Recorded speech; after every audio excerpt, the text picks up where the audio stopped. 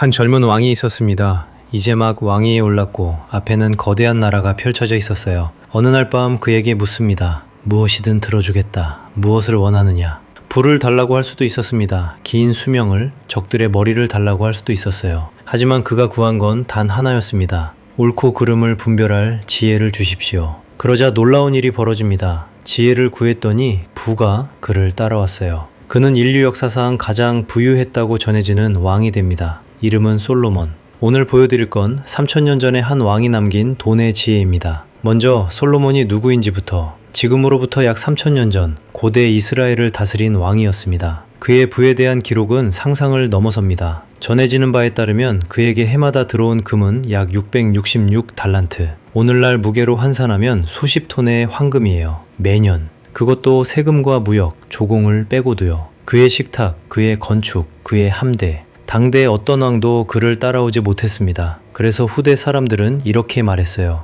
역사상 가장 부유했던 왕. 그런데 여기서 끝이 아닙니다. 이 왕은 부만 남긴 게 아니에요. 그는 지혜를 남겼습니다. 전통적으로 그에게 귀속되는 두 권의 책, 잠언 그리고 전도서. 물론 누가 정확히 썼는지는 학자들 사이에 여러 견해가 있습니다. 하지만 분명한 건 그 안에 담긴 부의 원리는 3000년이 지난 지금도 유효하다는 거예요. 오늘 그 원리를 4가지로 풀어드리겠습니다. 종교가 아니라 돈의 관점에서. 첫 번째 원리, 근면. 솔로몬은 게으름을 가장 날카롭게 경고했습니다. 잠언 6장에는 이런 유명한 구절이 나옵니다. 게으른 자여, 개미에게 가서 그 하는 것을 보고 지혜를 얻으라. 개미는 두령도, 감독자도, 통치자도 억스되 먹을 것을 여름 동안 예비하며 추수 때에 양식을 모으느니라. 잠언 6장 6절에서 8절. 생각해보세요. 개미에게는 상사가 없습니다. 시키는 사람도, 감시하는 사람도 없어요. 그런데도 개미는 풍족할 때, 부족할 때를 대비합니다. 솔로몬이 말하려는 건 명확해요. 부는 누가 시켜서 만들어지지 않는다는 것, 스스로 움직이는 자만이 쌓는다는 것. 또 이런 구절도 있습니다. 손을 게으르게 놀리는 자는 가난하게 되고 손이 부지런한 자는 부하게 되느니라. 잠언 10장 4절. 3000년 전이나 지금이나 똑같습니다. 부는 우연히 굴러오지 않아요. 씨를 뿌리는 손, 여름에 준비하는 손, 그 손이 부를 만듭니다. 두 번째 원리, 절제. 많은 사람이 착각합니다. 많이 버는 것이 부의 전부라고. 솔로몬은 반대로 갔어요. 중요한 건 버는 게 아니라 지키는 것이라고. 잠언 21장에 이런 구절이 있습니다. 지혜 있는 자의 집에는 귀한 보배와 기름이 있으나 미련한 자는 그것을 다 삼켜버리느니라. 잠언 21장 20절. 무슨 뜻일까요? 지혜로운 사람은 곳간에 남겨둡니다. 어리석은 사람은 손에 들어오는 족족 다 써버려요. 들어오는 돈의 크기가 아니라 새어나가는 구멍의 크기가 부를 결정합니다. 또 솔로몬은 빚을 경계했습니다. 부자는 가난한 자를 주관하고 빚진 자는 체주의 종이 되느니라. 잠언 22장 7절. 빚을 지는 순간 당신은 더 이상 자유롭지 않습니다. 당신의 시간이, 당신의 노동이 채권자의 것이 돼요. 절제란 단순히 안 쓰는 게 아닙니다. 새는 구멍을 막고 빚의 사슬에서 벗어나 내 돈의 주인이 되는 것. 그게 솔로몬이 말한 절제입니다. 세 번째 원리, 그리고 가장 중요한 원리, 지혜에 투자하라. 기억하세요. 솔로몬은 부를 구하지 않았습니다. 지혜를 구했어요. 그런데 부가 따라왔습니다. 이게 우연이 아니라는 걸 그는 알고 있었어요. 잠언에 이런 구절이 있습니다. 지혜를 얻는 것이 금을 얻는 것보다 얼마나 나은고 명철을 얻는 것이 은을 얻는 것보다 더욱 나으니라. 잠언 16장 16절. 왜 금보다 지혜가 나을까요? 금은 쓰면 사라집니다. 하지만 지혜는 쓸수록 더 많은 금을 만들어내요. 솔로몬은 또 이렇게 말합니다. 지혜가 제일이니 지혜를 얻으라. 내 모든 소득을 다하여 명철을 얻을지니라. 잠언 4장 7절. 내 모든 소득을 다하여. 이건 당신이 가진 모든 자원을, 지혜를 사는데 쓰라는 말입니다.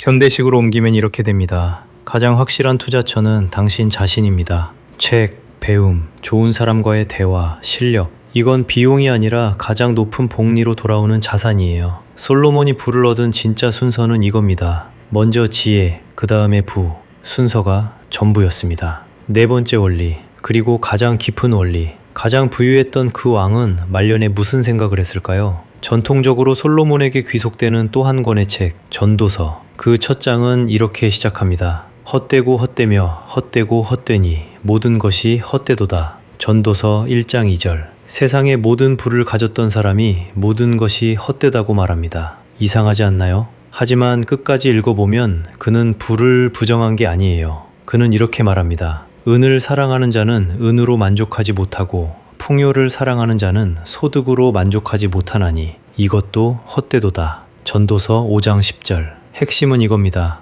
돈 자체가 헛된 게 아니라 돈을 목적으로 삼는 마음이 헛되다는 것. 아무리 벌어도 돈을 사랑하는 한 결코 만족이 없어요. 숫자는 채워지지만 마음은 영원히 비어 있습니다. 그래서 솔로몬은 또 말합니다. 사람이 먹고 마시며 수고함으로 낙을 누리는 것, 이것도 하나님의 선물인 줄을 내가 알았노라. 전도서 3장 13절. 가장 부유했던 자의 결론은 더 많이가 아니었습니다. 오늘의 수고를 누리고 가진 것에 만족하며 사는 것, 그게 진짜 부였어요. 부를 쫓으면 부는 당신을 비웁니다. 부를 도구로 삼으면 부는 당신을 자유롭게 합니다. 3000년 전에 가장 부유했던 왕이 우리에게 남긴 마지막 지혜입니다. 자, 그럼 이 지혜를 오늘 내 삶에 어떻게 적용할까요? 딱 3가지로 정리해 드릴게요. 첫째, 지혜에 먼저 투자하라. 돈을 쫓기 전에 실력과 배움에 먼저 쓰세요. 이번 달 수입의 단 5%라도 당신 자신에게 투자하세요. 책 한 권, 강의 하나, 더 나은 사람과의 한 끼. 솔로몬의 순서를 기억하세요. 먼저 지혜, 그 다음 부. 둘째, 새는 구멍을 막아라. 얼마를 버는지보다 얼마가 새는지를 보세요. 오늘 당신의 빚 목록과 고정 지출을 한번 적어보세요. 미련한 자는 다 삼켜버린다는 말을 잊지 마세요. 버는 손과 지키는 손은 다릅니다. 셋째, 부를 목적이 아닌 도구로 삼아라. 이 돈으로 나는 무엇을 누리고 무엇을 만들 것인가? 이 질문에 답할 수 있을 때 돈은 당신을 비우지 않습니다. 더 많이가 아니라 무엇을 위해를 물으세요. 이 3가지면 충분합니다. 근면한 손, 절제하는 마음, 그리고 지혜를 향한 투자. 마스터마인더의 한 줄 정리입니다. 부를 쫓으면 부는 당신을 비우고 지혜를 쌓으면 부가 당신을 따라온다. 솔로몬은 부를 구하지 않았습니다. 그는 지혜를 구했고 부는 그 뒤를 따라왔어요. 당신도 마찬가지입니다. 숫자를 쫓지 마세요. 당신을 가장 가치 있게 만드는 것에 투자하세요. 쫓지 말고 만들어라. 다음 편에서는 $100 지폐 속의 그 남자, 시간이 곧 돈이다 라는 말을 처음 정리한 자수성가의 아버지 벤저민 프랭클린의 부에 이르는 길을 다룹니다.